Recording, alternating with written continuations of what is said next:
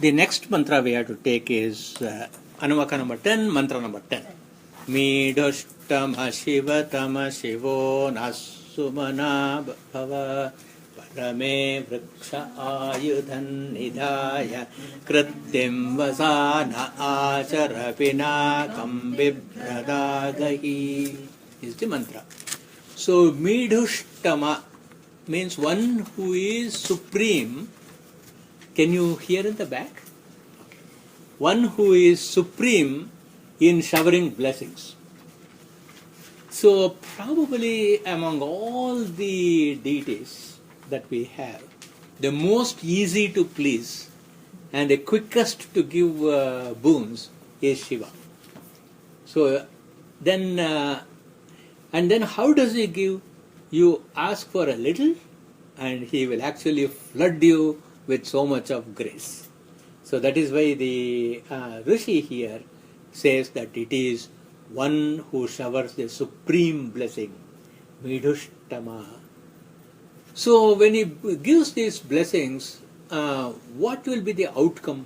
See, a number of times you ask for something and then you get what you have asked. And it need not necessarily bring you happiness. Right? Suppose I am very fond and looking forward to eat mirchi bonda. Korivikaram. And then I ask you to give me mirchi bonda. So you very generously bring me a huge, a huge basket of the bonda. So that means you have showered me with what I have done. But it need not necessarily bring me comfort.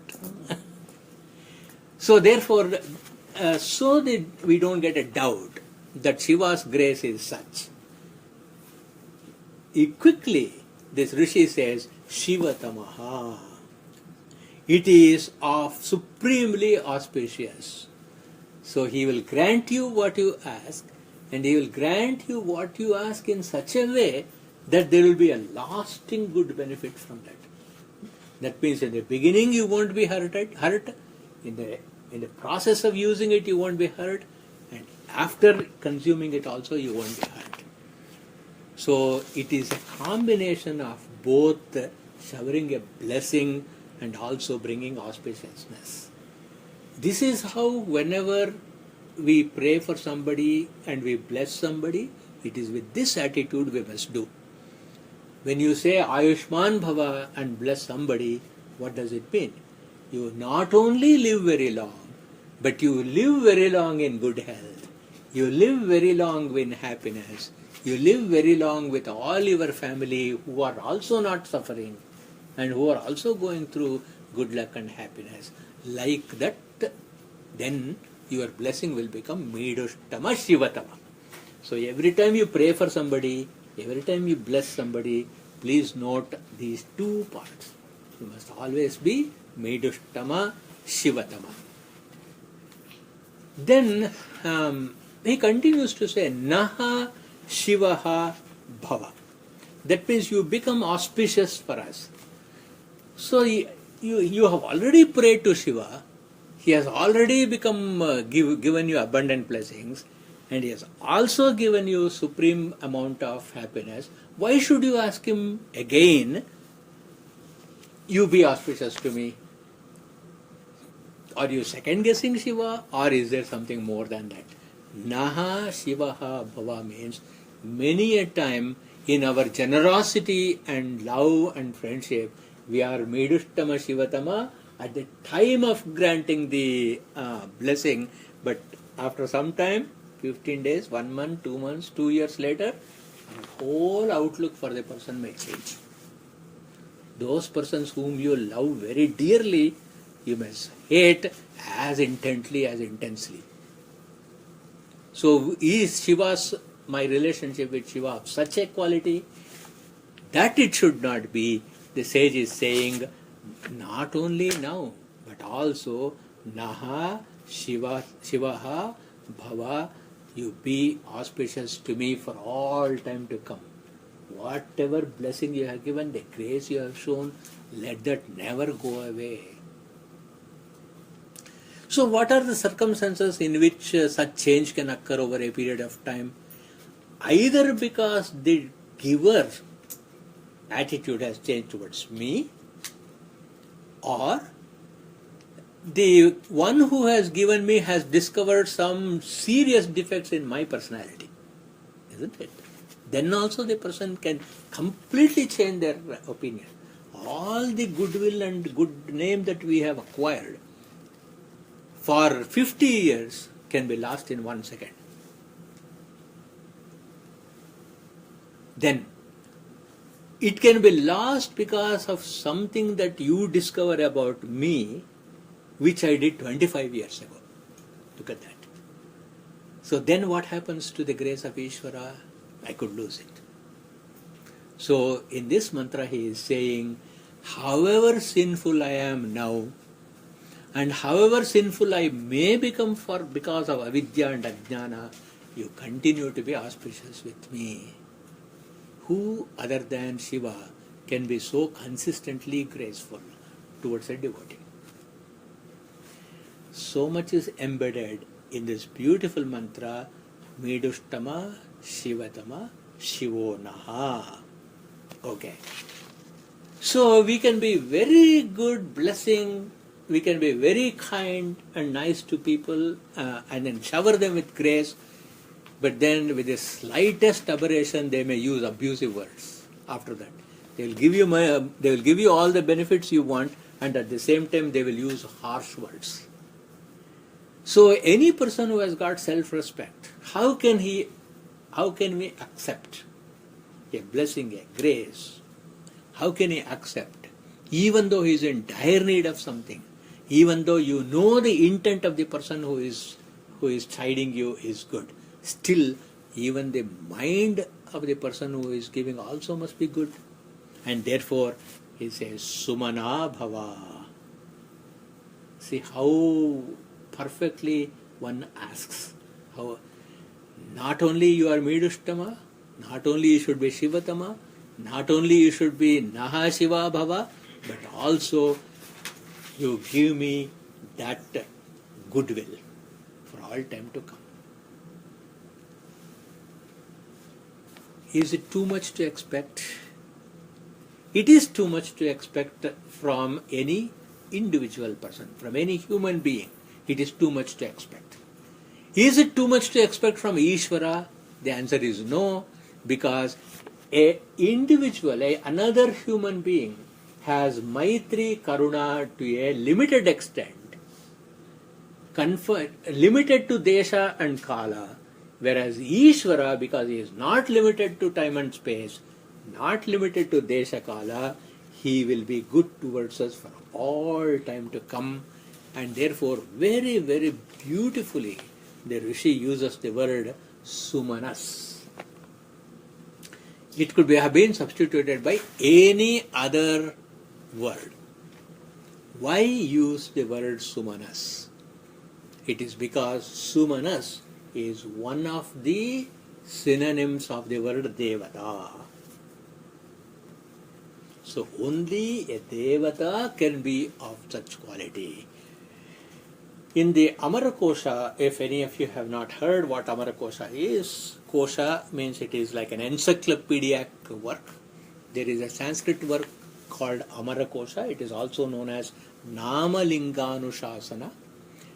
It is a very beautiful composition where we used to, when we were 5 years, 6 years old, it would be started, and we had to learn all that by memory.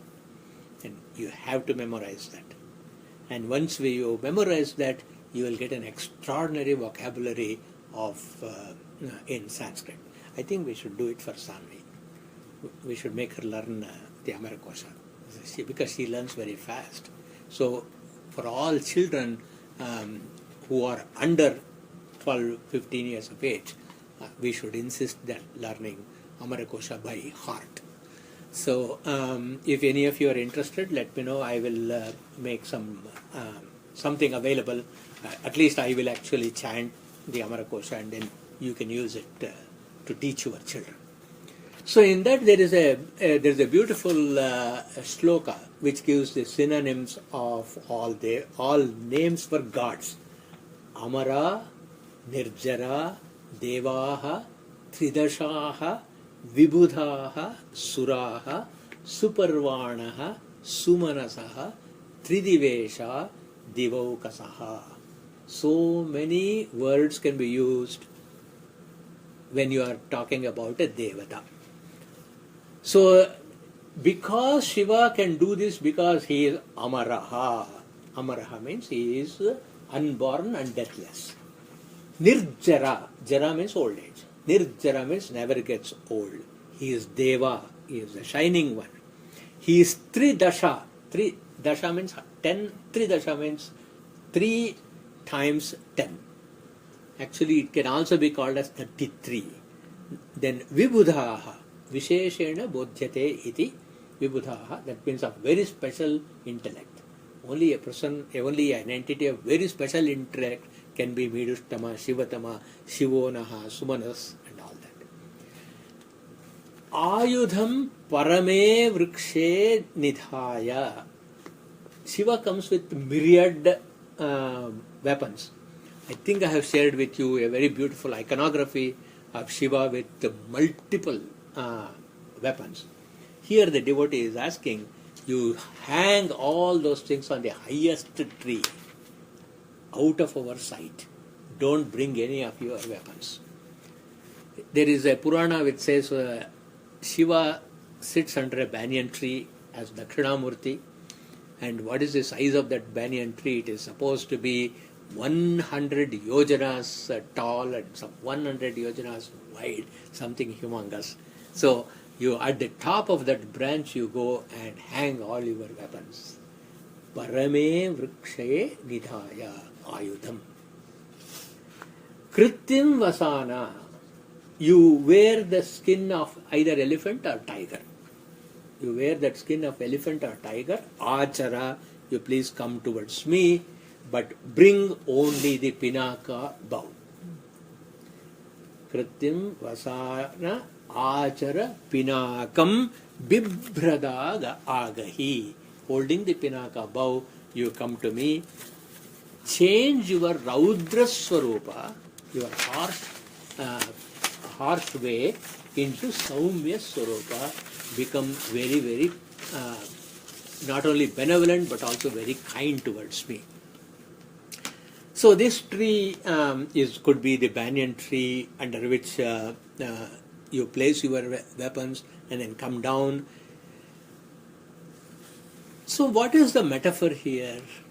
The metaphor is whenever we approach knowledge, see, not only we want Shiva to come to us dropping all his weapons, we must approach Shiva dropping all our weapons. Isn't it? So how should we approach Shiva? What are the terrible weapons we have? It is ego, called ahankara, and purvagraha. Purvagraha means preconceived notions.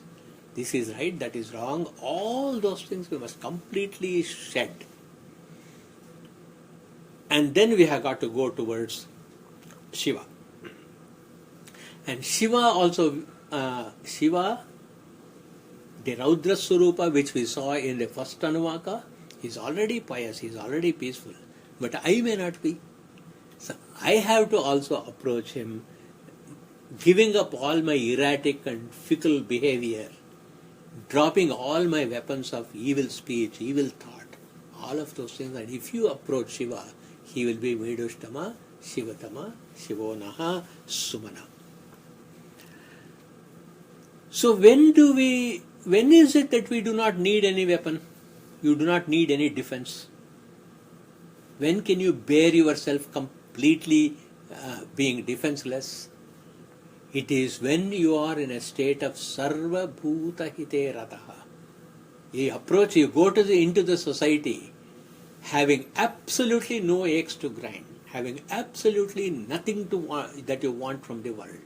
Completely you go with no expectation whatsoever. You don't threaten anybody. And then you are so powerful, nobody can threaten you. You're not going in weakness, you're going in strength. And when you go like that, with such jnanagni, when you go with such jnanagni, nobody can hurt you, and you will not hurt anybody, because your jnanagni is shanta agni. It is burning, it is fire, it is a flame, but it doesn't burn. A beautiful metaphor you will see in the Bible. When Moses was asking for knowledge, God appears to him as a burning bush. So this burning bush is there, but the bush is not burning. See, it's a burning bush, but the bush is not burning. That means it is not being reduced to ashes. That's called Shantagni. So a person must have the Jnanagni, the Agni of knowledge is such that it does not burn either himself or it doesn't burn the world. All other Agnis burn. And therefore, this is, if any of you is interested in looking up at the Bible, it is in the scripture of Exodus chapter 3 and verse 2. Very beautiful, one of my most favorite passages of the Bible. God shows himself to Moses as a burning bush, but the bush was not on fire. When Moses looks at this, he says, majestic in holiness, awesome in glory, working wonders. An excellent commentary on this mantra, Medushtama Shivatama Shivona Sumanabhava. This we have actually in the Puranas and the Mahabharata, we have actually dramatized this.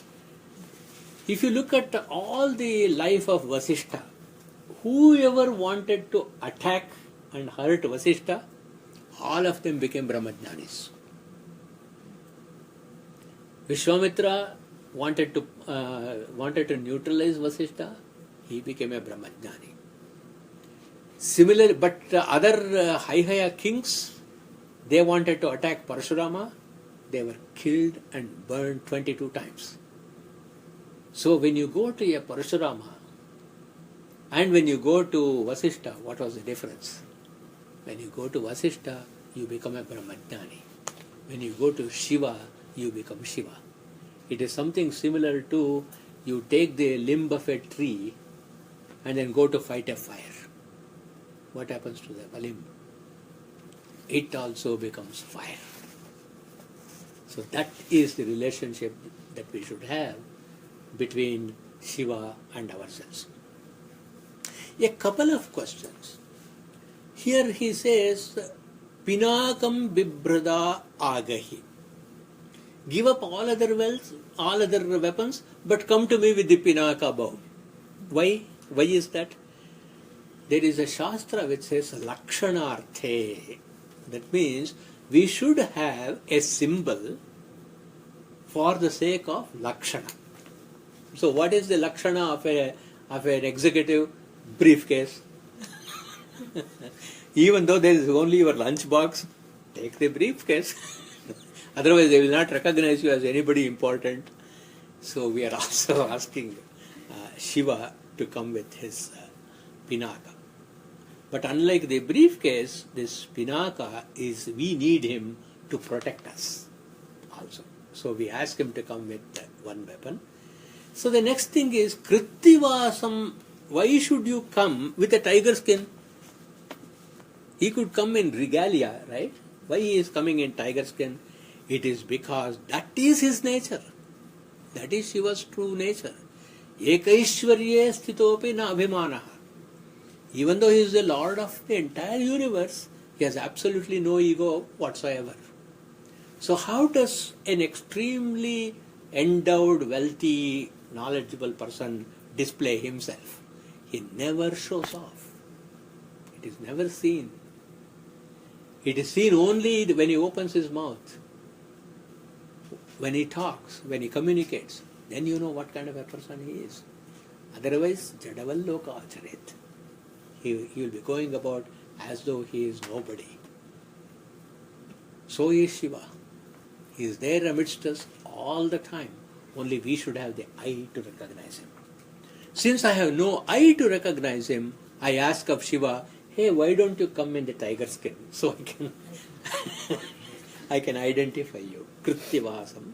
Then this also has got another Shruti as a evidence.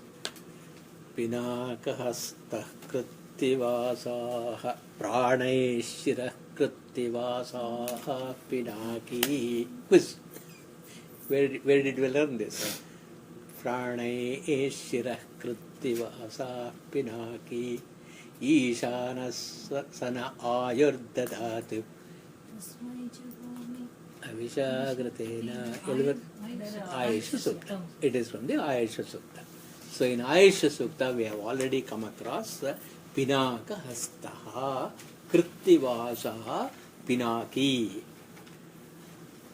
Pranaihi Shiraha or Praneshwaraha Krittivasaha Pinaki. We have already met him when we are asking for long life.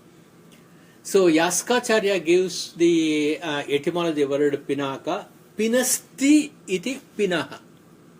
See, we used to have the pound to break the grain, right? The pound which we break the grain, that was the original shape of Pinaka. Later on it was also formed into a bowl. So you can use this in your presentations. Pinaka can also be a pounding tool. That one. So Yaska's definition of Pinaka is Pinasti. He pounds away all our ignorance. The ka, usually ka is used in the end as adararthe ka pratyaha. There is a grammatical rule. So if something or somebody is very, very dear to you, then you use a little extra there. Ramagadu. Something like that.